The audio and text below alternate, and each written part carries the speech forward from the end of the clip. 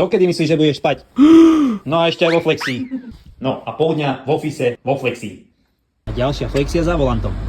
Ty skrátka tráviš vo flexii bedra príliš veľa času. Čo je to flexia bedra? Hľadni si na chrbát. Flexia bedra je toto.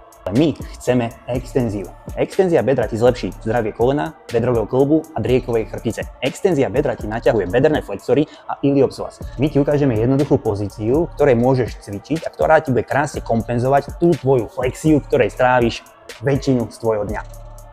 Povedzme si šikovno, čo to vlastne znamená vysadená podsadená panva. Vysadená panva týmto náklonom, preťažovanie driekovej chrbtice, hyperlordóza, podsadená panva pupok dovnútra, podsadíš, krásne naťahuješ flexory a vymažeš takmer tú lordózu. Toto je veľmi podstatné vedieť pre nasledujúcu pozíciu. Tak toto je osud.